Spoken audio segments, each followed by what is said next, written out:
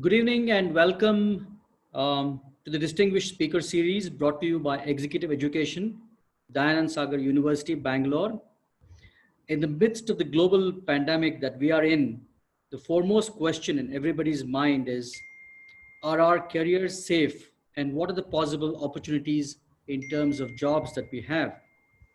To answer that question and more about jobs in general, we have Dr. Joseph Rasquinha. Joe is a wonderful human being and a serial entrepreneur with a number of companies in the technology space, having started in 2002. All his companies are in internet technology covering SaaS-based B2B products, SaaS-based HRMS, and a B2C product in reality, matrimony, and art. He is a serial entrepreneur. He's co-founded 4 startups. One startup was an award-winning company with SaaS products in the B2B space. The award was given by a jury which had Microsoft, Google, and other venture capitalists. One startup was the world's first Six Sigma consultancy in recruitment. Joseph Rasquinha has worked in China, Singapore, India, Middle East, and the UK. He was the country manager for a German trading group in Singapore and its managing director in India. He is a developmental economist and has a PhD in economics from the St. Andrews University in Ireland. And for those of you who are uninitiated, in St. Andrews University, it was a place where Prince Charles, the future King of England, once went to for his education. Joe, were you contemporaries with him? No. That was Prince William actually, and he's Prince William. junior. Right, Prince William. Okay. No, I think Prince Charles went there too. I think he went to Oxford, but St. Andrews, Prince William went, and they made him the patron. So that's why he met his wife, Kate Middleton. Wonderful. Okay, mistaken there probably. So warm welcome to Dr. Joseph Rasquinha and all our students and some of my fellow faculty who are on this webinar. I'm sure more will join as we sort of proceed. I will now hand over to my colleague, Dr. Rahul Dige, who will moderate this program. Thank you. Thank you, Captain. Warm welcome to everyone in this distinguished speaker series. So like before, if you have attended any talks, we will follow a similar format. What we will do is we will use the Zoom group chat window for taking questions. So you can type your questions there. Please don't use the window, the chat for any other discussion. And at the end of the presentation, I will call out and I will call out the questions that you have put there, and we will have those answered in the order that Joe feels sensible. So with that, over to you, Joe. Thank you. Thank you. Am I clear, or should I speak louder? Very clear. Okay, wonderful. So thank you very much, Captain Nagaraj. That was a very good introduction. Unfortunately, I have lost more companies than I have actually succeeded in, but that's part of entrepreneurship. You end up losing the majority of your companies rather than making money from them. But the learning process that you get is so tremendous that it is really worth it. That's one aspect of it. So when Captain Nagaraj had asked me to speak on careers and opportunity on the COVID era, I was very interested because while COVID went on, my present company, of course, is in technology. So we get affected to a marginal extent, but still, all of us have to sit down back home in the lockdown for the next 2-3 weeks. So while this happened, I started writing a course, a digital course, which I'll show you the video. And when I wrote this course, I wrote it basically because I realized that over the next 2 years, we are all going to face a lot of challenges. And I didn't want to write I wanted something where probably it would give people a different perspective. Now, the problem we have is that with COVID, everything is so uncertain that we really don't know how the world is going to pan out. But if you're a good economist, I'm not claiming to be a good economist, there are many far better, but any economist worth his salt, the first thing he does is forecast. Now, whether the forecast is right or wrong is relevant. You generally get it to some extent, 30, 40% correct. Even when you and I sit down today and we say our inflation rate is 10% or 8% or 7%, or we talk about any economic data, all that is based upon a perception that there is a base year. Your base year may be 1980, 70, 60. So everything based on a base year, and then the rest is all forecasting. So when we are talking about COVID today, you know, all of us are intelligent people and all of us cannot get it right, but we should do the next best thing, and that is forecast. At least if we forecast, if we have it to about 30, 40%, we will have a very good idea of what we should do in our careers, so on and so forth. So when this presentation came to me, I was very keen to do it. So let me start off with my first slide. And the first slide is basically, you know, the situation cannot get more negative than it is today. I mean, forget about the guys who have got money in the bank, forget about your deposits. I just read a WhatsApp post about this Portuguese billionaire with a couple of $1 billion in the bank, who basically fell sick and was dead in the hospital. And his daughter said, all our billions didn't make a difference today. So today, the situation is negative for business, for personal finances, for personal health, you name it, it's negative. But there is always a silver lining. Now, the problem is to look at that silver lining. The problem is to get hold of that silver lining. The problem is to search for it. In that path, it's very, very difficult. But if you look at it a little more professionally, if you look at it a little more sensibly, right, there is no way you should go down. You may stumble a little bit, but no way. The biggest problem we all have is complacency. Now, I mean, this is a very strange feature to put in a presentation today, because everybody would tell me, what complacency? I mean, cannot be less complacent than all of us. Many of us are under pressure. Jobs are an issue. Education is an issue. Finance is an issue. Payments are an issue. What are you talking about complacency? But the problem is that the world is changing so much today that the first thing we have to look is literally kind of complacency in every single aspect of our careers, our business, our way of action, and our way forward. I love this particular slide which said employee of the hour. And I saw one which said employee of the minute. I mean, that's how much the world is changing, and that's how much the world is going to change, and it's becoming very chaotic. So the biggest problem we'll all have is complacency. And when I'm talking about complacency, you know, I mean, I'll give you a quick example, because I'll give examples relevant to this audience. And the first one I love is that girl there is an accountant. I don't know if she's an accountant, but she looks happy enough to be an accountant. And this was a period of time where GST was just introduced. And I remember that the accounts fraternity was extremely happy. They were like, wow, GST. They were like the cat with the cream, because GST was something that was difficult. And basically every single company had to do it. Even individuals had to do it. It permeated every segment of our society. So what happened? What happened was that you had to go to an accountant, and accountants saw it as a bonanza. So complacency set in. Even every single educational institution saw a surge in academic intake for commerce, for accounts, for MBA finances. I mean, they became more in demand than even probably medicine and engineering, which anyhow went down. But they looked like the future. This was just a year and a half ago. Now let's rewind that forward, right, to a profession today, which again, complacency. I'm not talking about the other professions. We know how they're all panning out. If today we're going to have pressures in HR, for example, right, and I'll tell you why we're going to have pressures in HR. Because HR, which basically about today, I think 80% of the people are going to work from home. And if that, even with the restrictions being lifted and the lockdown going up, probably not less, the world has come to a stage today where companies have realized that working from home is going to be a major plus point in terms of money, finance, and cost saving.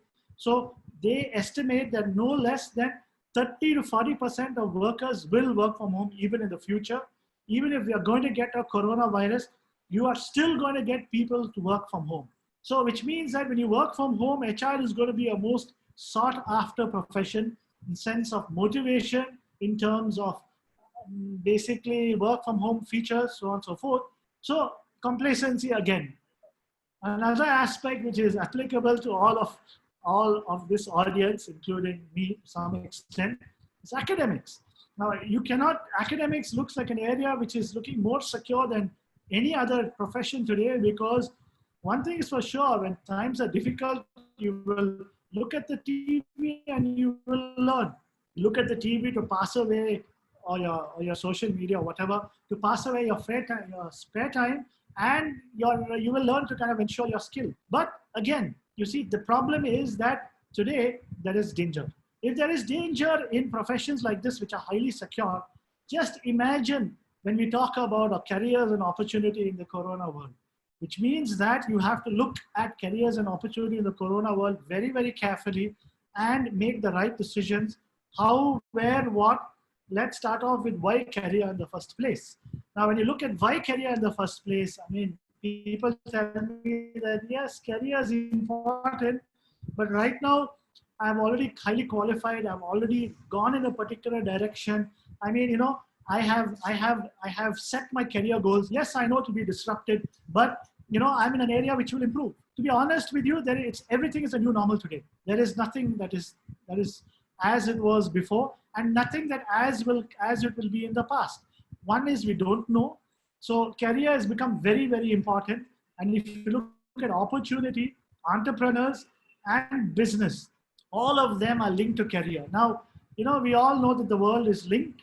We all know that the world is basically interconnected, but why is that career in red? The reason that career is in red is today, the mistake we all make is we follow our own career path. Now, you, me, everybody else who are part of this particular seminar will look at our own career paths, and that is normal. We will probably ignore what we see about others, except for probably just GK, because we will say that our career path is important. But the fact remains that if you do not understand, if you do not follow the career trends very, very, very carefully, there's a great danger that you will be part of the chaos and you will face disruption to the extent which could even be negative to your career. So you have to watch the career paths, not only of yourself, but what's happening very, very carefully. Why I say this is because careers are a bellwether. Dr. Rasquinha, can I interrupt you for a minute? What? Can I interrupt you for a minute? Please. Yeah, so there's a quick question talking about future. There's a quick question from my colleague, Professor Archie D'Souza, who says, it's been said that robots will start doing many functions, including recruitment. Will that brave new world come to us? So will you like to take it now or later? I can take it now, no problem. I have no issues if people interrupt me as we go along. Anyhow, it's quite a long session. So let me put it this way. Robots, yes, it's got a potential, but I'll tell you honestly, robots depends really on two things. One is level of technology, which we still have to develop. I mean, we have all seen Sophia and all those kind of robots, and capital. Now, the level of technology we have to develop is disrupted, and capital is highly disrupted, because today, if robots have to replace people, first of all, is it a political decision that a company can take? Which I don't think it's possible, right? Because you'll have so much of unemployment and so much of a human cost involved that you'll find it as a CEO almost impossible to basically replace your human staff with robots, to be honest with you. Secondly, yes, their efficiencies will be higher in robotics, whether it's for any productivity activity, but except for the internet, whereby robots will come in, which is already there. Anyhow, they've already replaced with AI and all the rest. We've seen with series. So that is relevant because the people in the internet aspect, they're not really looking at the jobs compared to robots. Where your problem, what Professor D'Souza was saying is, when it comes out in the mainstream, today there is a political cost involved, and I don't think anybody will bear that cost because the human suffering is going to be very high.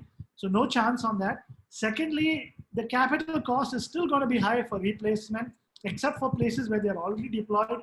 Even there, they may shut them down because you get people coming and saying that I'll work for a fraction of the cost because I have to feed my family. I have people who are going to starve. So I don't think 2 to 4 years, 2 years minimum, maybe as much as 3 years post coronavirus and present coronavirus, robots are going to come. They're going to actually take a step back, if you ask me. They're going to go backwards a little bit and look at bringing in more humans into functions, because what will happen is that purely because of the political, the human, and the emotional cost. Is that okay, or can I move on? Thank you. Thank you.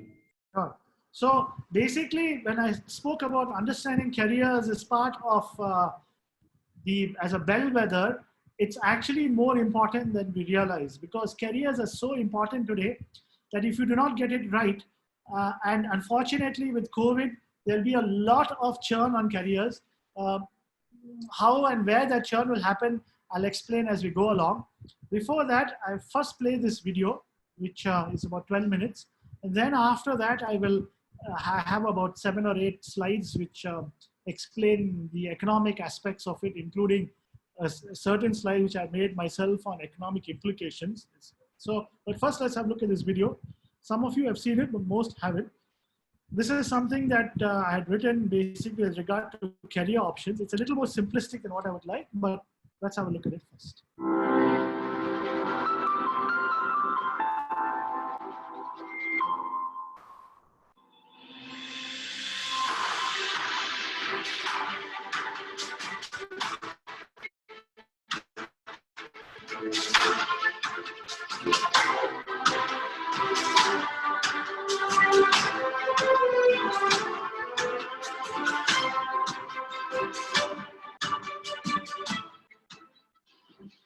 Part 2. The world during COVID-19. Why is the world so scared of COVID-19? There have been other pandemics which were bad too. From smallpox, Black Death, Spanish flu, HIV/AIDS, cholera, Asian flu, Russian flu, swine flu, Ebola, and others. Smallpox and the plague have killed 500 million people between them. Why is the world so scared of COVID-19? One reason is this 2005 interview by President George Bush. At some point, we are likely to face another pandemic. A pandemic is a lot like a forest fire. If caught early, it might be extinguished with limited damage. If allowed to smolder undetected, it can grow to an inferno that spreads quickly beyond our ability to control it. A pandemic is unlike other natural disasters. Outbreaks can happen simultaneously in hundreds or even thousands of locations at the same time. And unlike storms or floods, which strike in an instant and then recede, a pandemic can continue spreading destruction in repeated waves that can last for a year or more. Let's look at some data to see how this can impact the world. If there was one case in January 1st, 2020, by 30th of March 2020, 3 billion people would be infected. This part of the lesson shows you the impact of the pandemic in different parts of the world, from Spain, France,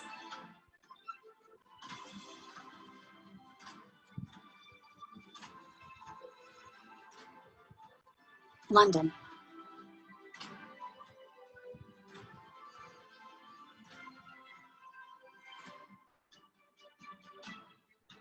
Vatican,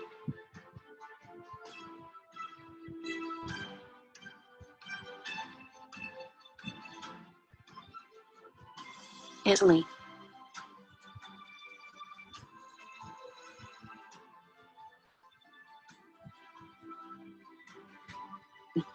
Germany,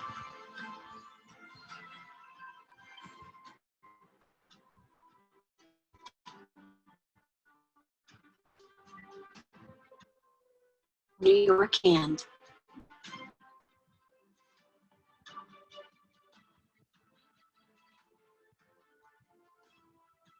India.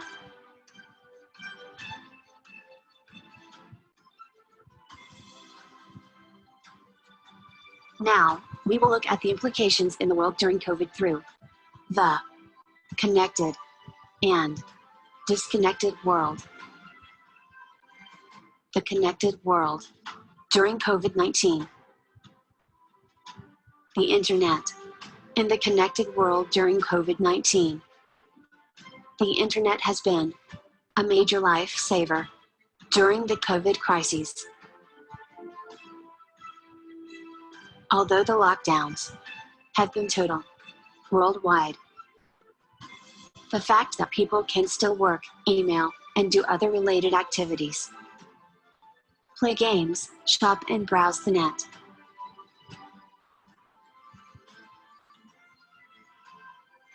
from websites, e-commerce sites, shopping, and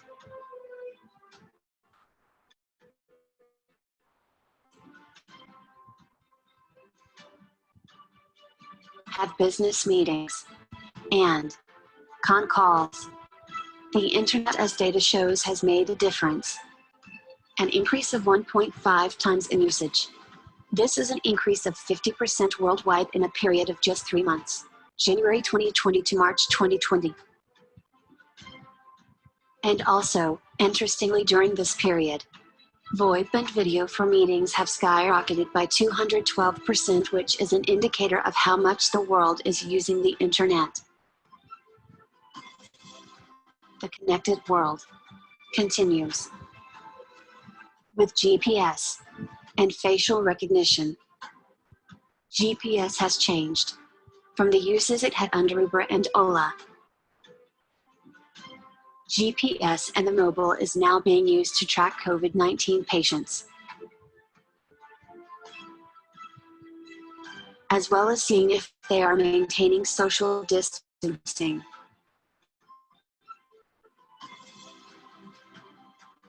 And even check if they are home quarantined, as well as facial recognition cameras for COVID-19, which can even detect body temperature. That's how much GPS has changed in the COVID world. Now the connected world continues with another areas of great impact, which is social media. There's a lot of plain, bad information circulating. Here's what you might have seen on social media that's just false. The first claim, there's a self-check that can be done every morning to see if you have coronavirus by holding your breath.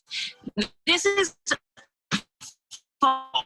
No matter if you can hold your breath for 10 seconds or not, it doesn't necessarily prove whether someone has the novel coronavirus. To be expected, coronavirus dominates social media. One example is Twitter, which has as much as 120 million tweets a day on coronavirus. And it has drastically increased social media engagement across all platforms from YouTube, Facebook, and others, emphasizing that social media is the star of the connected world. The connected world now continues with travel and hospitality. The travel industry has never had it so bad.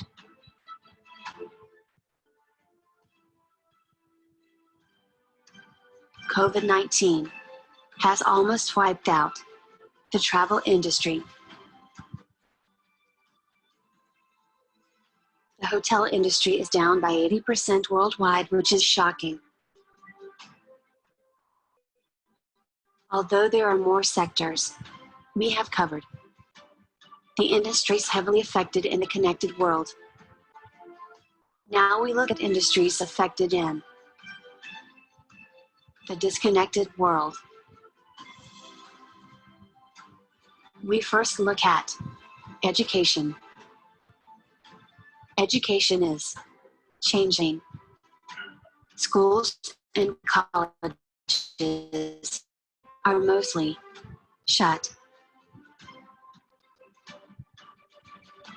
This has affected 1.3 billion students around the world, or 91.3% of all students, across 188 countries. 1.3 billion students are now at home, with many having to study from home.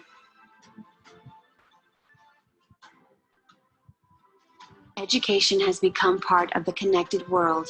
Now we will look at the disconnected world, which continues with finance. The financial situation looks very grim. We are looking at massive falls in the equity market.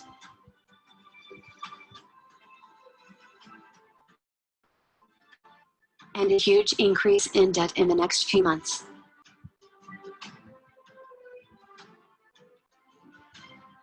And the rest of the disconnected world? None of the sectors are looking good. From real estate, realty to manufacturing to leisure, but this lesson is to understand the implications of COVID on the world today. And though the implications are not good, they have to be explored to see what to plan for the future. And to ensure that you make correct career choices. We are looking at a huge loss of jobs and career disruptions across the world, which may push 500 million people into poverty.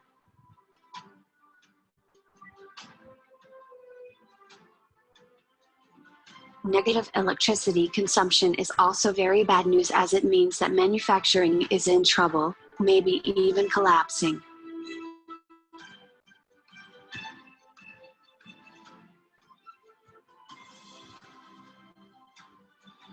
If you look at the chart, you can see that almost all the industries are headed for massive losses. The exceptions are lending, food, health, media, pharma. Statistically, 75% of the industries of the world are headed for losses. So, plan your career carefully, or there will be more disruptions than you are facing now. In the chart, green shows safer career options, which should be your target areas. Red are areas of disruption unless you look at a career in essential services, which are still there in the red zone. But plan your career carefully. There are still opportunities all around. Just plan carefully. This concludes our lesson on the world during COVID-19. So to move on from that video, much more interesting than listening to a person, I'm sure. But the idea of giving you all that video was to show you the implications of how it's moving along the world. Now, coming back to this part, I had made a chart on my estimation of what I think the world is going to be in terms of the career graph in the next 2 years. I mean, it's very difficult to write a generic career graph because everything is different. But in terms of growth of careers and opportunity, this green probably will apply to around 10% of the world's population, people who are in technology, especially internet, in social media to some extent, digital marketing, essential commodities, those kind of areas. The next will be, in my estimation, around 25% of the world's population, which should be what I call holding status quo. Professions which are not seeing that much disruption, although that's again another difficult part, but still, so you're talking about 35%. And this is the part that is worrying. I would estimate 65% of the world's population are going to see over the next 2 years a downward graph like this. Now, let's be clear that these are not absolutes. What will happen is that it may change from country to country. If the country basically puts in a huge number of resources, this 65% can go down to 25%, and that 25% could go up to 65%. And this could happen There's a lot of countries whereby you have very smaller economies. In a place like Singapore, I don't even think this will affect 10% of the population. Maybe I have no idea about America. It's a very difficult call. But some European countries, except for UK, it may not. This graph will not apply. But unfortunately, we are in India, and I have a feeling that India has too many pressures in terms of labor, as well as probably areas which, like agriculture, which are not exactly highly profitable. So I have a feeling this could be the case here. But another aspect of this, which is even more worrying, is even in this 10% population graph, which basically shows this career path, the actual earning capacity will not be so high. So although you will have career paths going up, your earning capacity probably will be much lower. And major reason of this is we'll come back a little later on. Same thing with your career paths. The earning capacity probably is going to be much, much lower. So although you're still at the status quo, you will have to look at I wouldn't say discounted, look at a much, much lower earning capacity. And if we're looking at that 65% fall, the worst part here is your earning capacity could be as steep as this, and maybe even worse. Now, these are actually quite alarming concepts, and maybe I'm being a little bit too alarmist. But being in business and understanding how things move and being a development economist who's been an entrepreneur, they're a very rare breed. Development economists look at data, they look at macroeconomics, they don't look at microeconomics, especially not entrepreneurial business. I have a different perspective, and I personally feel I have understated the situation. Personally feel it will be worse than this. But the problem is, coming back to this particular graph here, is, we cannot look at it as an absolute, but if you look at manufacturing and retail, yes, there will be a lot of pressures and probably a lot of people will go under. But saying that, there could be opportunity.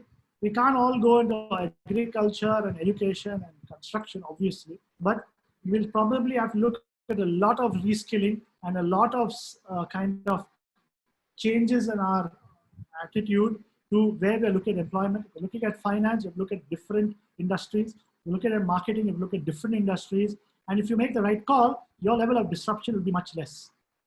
Coming back to this same statistic here, if you look at this, the other ones, which, except for travel and hospitality, which will take really some time to go down, the rest of them, like for example, energy and finance could probably recover much faster. That's why their graphs are not so bad.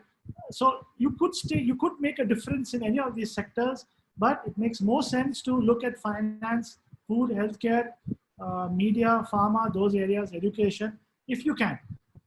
If you cannot, you probably have to reskill yourself, and you'll probably have to look at it more sensibly. Coming back to this chart which I showed you before, and we spoke about complacency.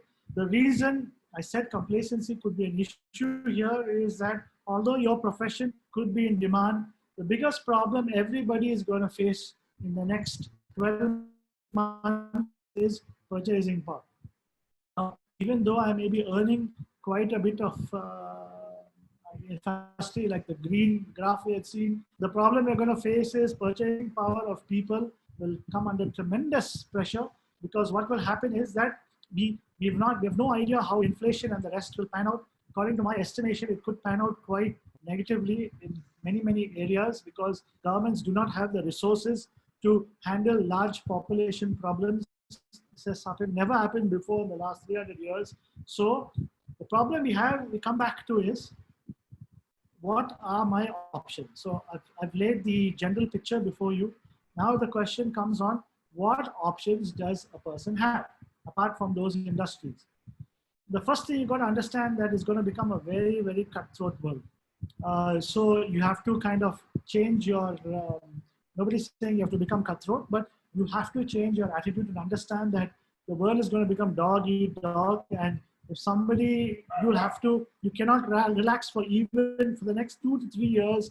You cannot relax, cannot become complacent for even a minute, basically. Now, entrepreneurs, when they start a company, are already in this cutthroat mode because whenever we do companies, we basically, from day one, we are fighting for clients, we are fighting for businesses, we are fighting for financial kind of improvements, we're fighting for trying to get the next revenue model target in place. So we understand this very, very clearly, but a majority of the segment of the population don't understand this. They are, like I was talking about, complacency. They think that they have a certain skill set, but this is not going to be the case over the next 2 years. Things are going to change dramatically. It may not be under the control of you. So since it's going to be a world like this, your options are, you have to ensure that you add as much value to yourself.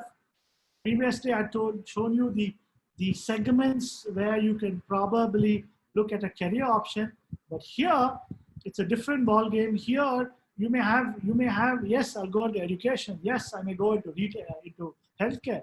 Yes, I may go into this particular area because I think there is an opportunity there. But how are you going to add value?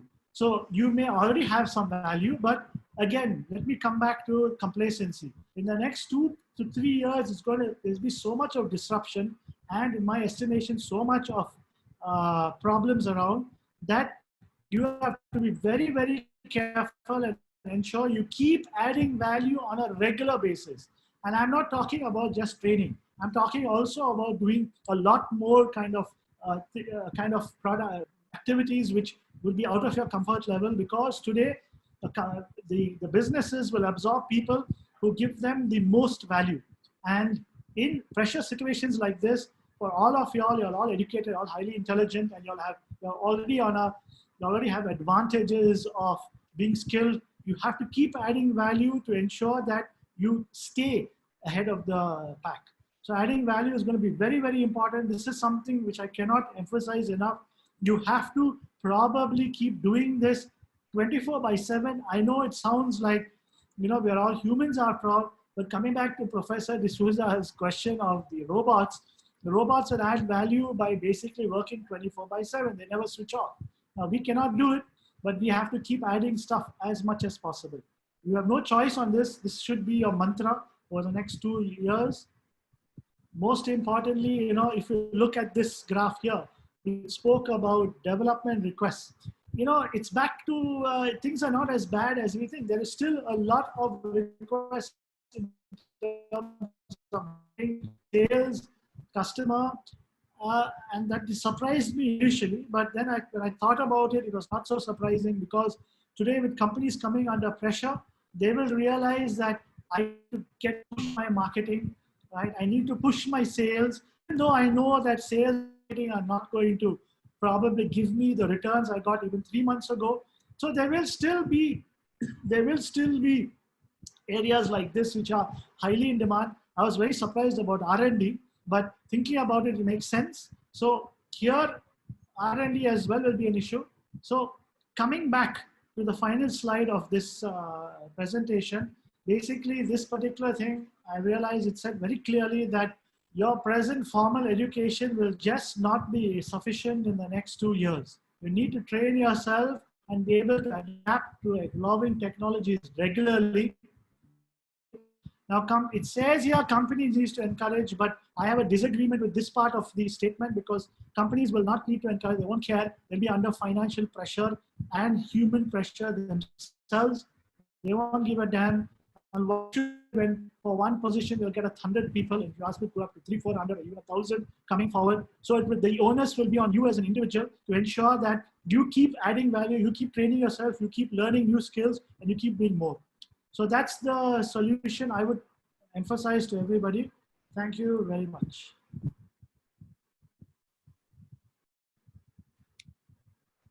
Oh, one more, we don't need this. It's okay. One more map is there, but it's okay. Captain Nagaraj. Thank you, Dr. Rasquinha, for that wonderful short lecture. And I'm sure our students, as well as the faculty, are deeply grateful for your insights on don't be complacent, add value, grow, learn as much as possible. I think that's the new world. And that's going to be the new normal as we go forward. Thank you very much. And I will request my colleague, Dr. Rahul Dige, to field you some questions from the audience, please. Thank you, Captain. So I will try to I'll try and summarize and bunch the questions in a manner as sensible as possible. So maybe some of the broad questions that I see coming from students are, what are the industries where either freshers or people with limited experience, they can get valuable experience in these times, especially given the fact that there will be a fair number of experienced professionals competing for those jobs? That is the hardest question to answer, because to be honest with you, there is going to be pressure across all jobs. But coming back here, there was one slide I didn't show you. Not here. Not here. Not here. This one. Not here. Okay. Not this here. Okay. Now, if you look at this slide here, this was another interesting slide.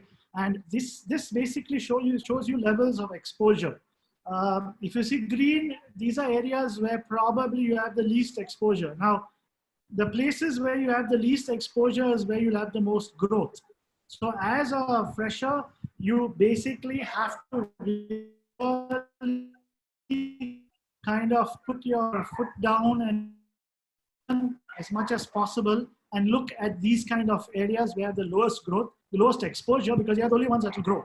Now, it's a difficult question because, to be honest with you, there are no easy answers. And I mean, the US today, I saw yesterday, 4 million people again applied for unemployment benefits. But India has one major advantage in that while the rest of the world is going to shrink dramatically, India is looking at increases. And one segment where they're looking at increases is services. So if you want to kind of ensure you get some sort of job area, kind of, I wouldn't say security, nothing is secure in the next 2 years. If you want to get some sort of job opportunity, look at services and look at the low exposure areas. Okay, great. So maybe an extension of that question, and this is something that is of interest to me as well personally, being from the area of supply chain management. There are a couple of questions on that.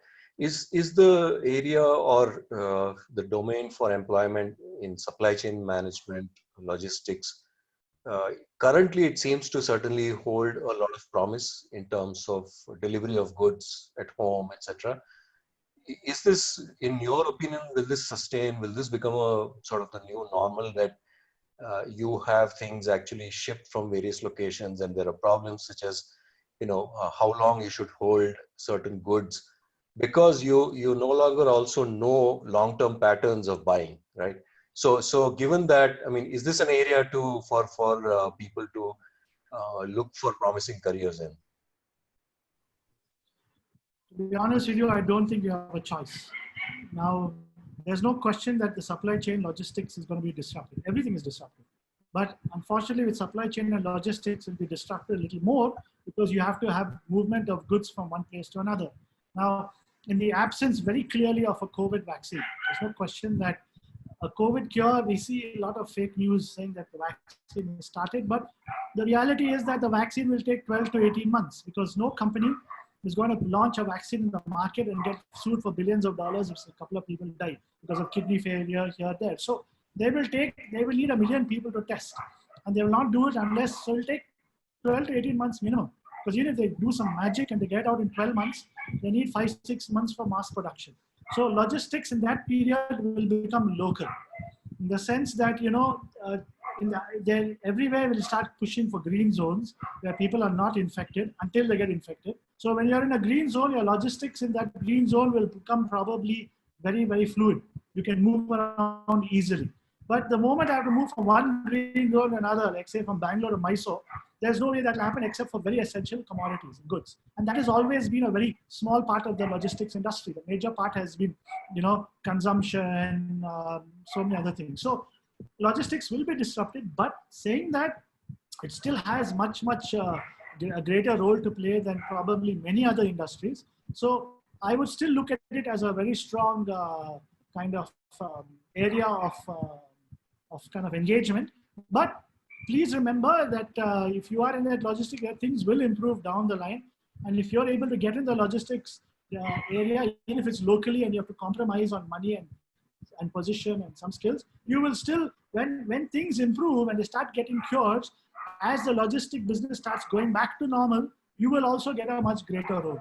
So logistics is one of the positives, which I think only thing is that don't expect the same amount of growth in logistics that you're going to get in probably pharmaceuticals, medical services, those kind of areas, because they are tied down by physical movement. Great. So a related question maybe is how the business redistribution of business is going to happen. There is, of course, a lot of speculation that we see people making that Japan having offered a package, come out with a package to move manufacturing into Japan from China. So always, I think even in the software industry, which I come from, there has been an observation that when the times are bad in the developed countries, we in India maybe stand to benefit. So is this something that we can expect? And a related question to that is, whenever the economy has gone down into a spiral, then maybe when it has come back up, it has come back much stronger and at levels which are higher than where it was when the downward slide started. So is India maybe, so I will summarize this maybe in a different way. The question is, do we sitting in India hold an advantage over maybe other countries, developed countries? Second question within that is, are we going to see a shift from China to places like India? Is that real, or is it maybe just just talk and some of it will happen? It's a multi-question answer. First, let's talk about China and India. There's no question that China is literally going to get hammered in the short term, and in the long run, probably to a great extent, because one is that there is an emotional anger against China, because whether it's whatever reason, there's no question that COVID came from there and it's literally destroying countries today. So that emotional problem is something that governments will have to deal with. And I'm not sure how they do it. I'm not sure they even want to do it, because it's a good excuse for them. Now that's one. The second thing is that China has built its entire economy on manufacturing. It's a manufacturing hub of the world. And the problem is that the world has not been very happy with them. And with COVID, that has crashed. Now tomorrow, with COVID goes 2 years down the line, I think the negative impression of China will come back, but not to that level. Now, what happens in the next 2 years? India has built itself as a services hub, no question. 53, 54, between 50 to 60% of our GDP comes from, contribution. The services are largest contributor. So that can only increase. So coming back to the question of when the developing countries are lower, when they are under recession, and they come back, India comes back, they come back, India does well. That is actually even more true today, because unlike other times, India basically, I've seen some other data which shows that while the rest of the world are looking at massive losses in GDP, and so will India in the short term, in the long term, the other countries in the world are looking at problems in recovery. But India is looking that it's going to recover very fast, because we can probably remember our services are all, a lot of it is digital based, a lot of it is outsourced, a lot of it is software based. So that is something which basically can be brought up to scratch in a matter of hours. So while the Chinese can't do that, for them to press reboot will take a couple of years, because India can do it in a matter of a day or two, literally. So I think India will have problems for different reasons. One is because we have other issues which are, it's like Atlas carrying the world. For us, our world has a lot of inefficiency of labor, agriculture, manufacturing is going to get hammered, SMEs are going to be a problem, labor poverty is going to be an issue. Those kind of social problems are going to be tremendous, which are going to give us major headache. But in terms of our GDP, in terms of our potential to grow, In terms of all of us in front of the seminar here, India has got probably the best potential. And if we select the right industries, right, we will all do extremely well. So compared to the rest of the world, actually, I think India, for especially the educated class, can recover very fast. It all depends on how much we use that opportunity. Great. I think it makes all the more sense to be in a education program, and people attending this have certainly made a wise choice. So the related questions to that are, specifically you mentioned SMEs. I mean, is there a perspective on SMEs in India, especially in manufacturing, the small job shops, etc.? Are they, would it be right to say that they are likely to suffer from sort of the downward trend in the auto industry and heavy manufacturing industry?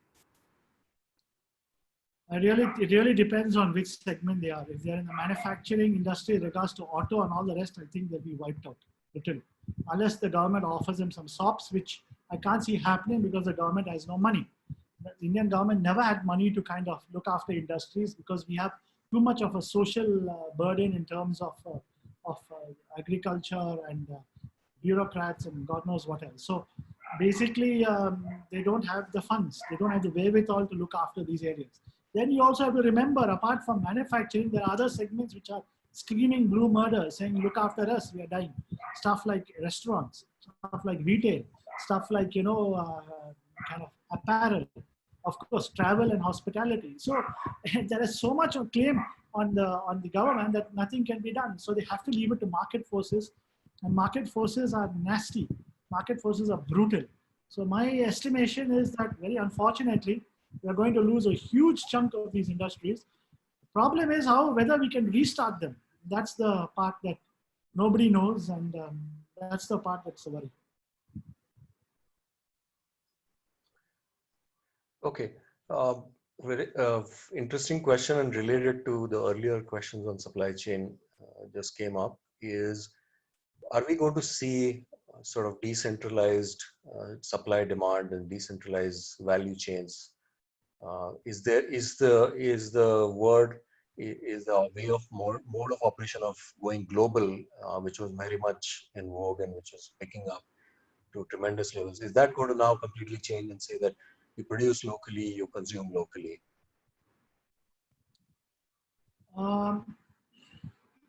If you look at it logically, going global is gone. Going global is not more there. It's gone, finished. It's over. Until you get a vaccine, nobody can go global. They're not allowed you to go. Forget global. You can't even go to the next district. So going global is out until there is a vaccine. We have to be very clear about that. The problem is whether we can get things locally, and yes, probably there'll be a lot of pressure on producers locally to sell. So if they do not sell, they have to throw away produce, so they have to kind of they can't even afford to keep them in godowns for non-agricultural produce. So there will be a lot of pressure on local people, so they will try and sell it locally, and that makes sense. The problem is what about things you cannot get locally, you do not have a market. If you're a India or a Mysore, and you have been producing for a Bangalore, locally it just won't make it. It cannot absorb. And that's the case for a lot of India. So when they have to at some stage push goods little beyond local, but beyond a kind of a travel radius of a few, maybe 10, 15, I really doubt you will get, definitely interstate will be a problem unless there is an essential commodity like pharmaceutical or drugs or masks or something like this. But if it's non-essential, I think it'll be local and a little quasi-local in the sense that you may go 100, 200 kilometers because the government has to allow that. Otherwise, there's a danger of a lot of industries crashing in the periphery areas where they have been feeding large urban areas. So we can't afford that also. So global, forget it. At least if we can maintain a quasi-local and extend our local borders, we'll be at least be able to probably sort out some sort of way forward. I hope that answers your question. Yes, absolutely. So we are coming very close to 8 o'clock, and I will just maybe initiate a little bit of a discussion between the three of us, you, myself, and Captain. That is, the students obviously are eager and keen and anxious to know, as I have asked the question earlier, as to what to do in this in these times, right? Which industries to go into, etc. And I think my take on this, having worked in the industry but not being any economist or not understanding the macroeconomic picture, etc. One thing that I will say for students, to students, is when we have all heard that continuously add value to yourselves. It is something not to be sort of treated as just one other slogan that you see. It is to be taken very, very seriously. And every moment, and this is what I try to tell students also, is that every moment, every minute of yours is your time. It is not your professors and it is not the people who are teaching you their time. It is your time. So if you continuously add value to yourselves, that is the best you can do in this circumstances. So with that little comment, taken the liberty of making a comment from myself, and I would like to get opinions from Captain and both of you actually. Yeah, I just wanted to mention that you're absolutely right, Rahul, and I think we're not really appreciating the seriousness of the situation. I was talking to my dentist this morning. Strange, I bring in my dentist. Dr. Salahuddin is the foremost dentist in Bangalore, and he was telling me that the dentistry world is facing a very scary situation because the norms for them have gone up so steeply that the costs have become unbearable. They are expected to wear special gowns, they're expected to get new equipment as brought in by the dentistry association. And he says that most dentists in Bangalore will not be able to afford it. That means they are likely to go out of business. If they don't, they are doing something illegal. So he painted a very scary picture. He said very few dentists are really going to be able to manage the increased costs. And he also said that much of those costs are going to get passed on to the consumer, the customer, like you and me. So you can see that even things like healthcare are getting affected deeply. And so we are facing definitely a tough situation. Yeah. I actually agree with that. My wife is a dentist, so I understand that well. And I must tell you all that I think 99% of our classmates in Bangalore, Bombay, Delhi, all of them, basically to have their clinics closed, and they're facing economic pressure. These are guys who are like extremely well off. A couple of them have Mercedes and BMWs, basically. But in the absence of dental clinics getting closed down, some of them are teaching, because they have to keep two and two together. So if somebody has qualified as a dentist has to teach today, go back to his alumni and say, I'm willing to teach so I can pay bills, you can imagine how difficult it's going to be for a student. So a student or someone with 2, 3 years or 4 years experience, as Rahul and Captain Nagaraj are saying, has to be on the ball today, which is why today when I gave you this presentation, it was probably a little more negative than positive, but that was to drive the point across. Absolutely. Rahul, are we done? Yes, I think we are at 8 o'clock. We've had a wonderful session. So thank you, Joe, for this great evening 1 hour. There are a lot of insights that you have shared, which obviously we were not aware of. A lot of trends, what things are likely to come our way, and how we should prepare ourselves for those. Right, more importantly. So thank you very much. Thank you to everyone else for participating in this session. Right. So thank you, Dr. Rasquinha, for being here, and wonderful session and a great video too. And I hope people benefit from watching such videos as they go forward. I quickly will wind up by reminding all our audience that we have 3 fantastic webinars coming up. The first is from General George of the Indian Army, who's going to talk about a volatile, uncertain, complex, and ambiguous world, and leadership traits or leadership characteristics that he learned from the Indian Army, followed by a talk by Brad Federman. Brad is going to join us from Boston. He's the CEO of a company there. It's a consulting company, and he's going to talk about employee engagement, which is again very, very important at this point in time. People are insecure, so how do companies engage with them? And then we're going to have a special guest from the Northeastern University. He's the Dean of Business, and he's Dr. Raj, very extremely well-known professor. He's going to be talking to us from the Northeastern University, again, from the East Coast of the United States. And before I wind up, I must thank my team for putting up these fantastic webinars. We have Dr. Rahul Dige, Professor Rajan, Arvind, my operations manager, Mohammad Imtiaz, and Malti Student Services. Thank you very much for being here today, and I'll see you at the next webinar. Thank you.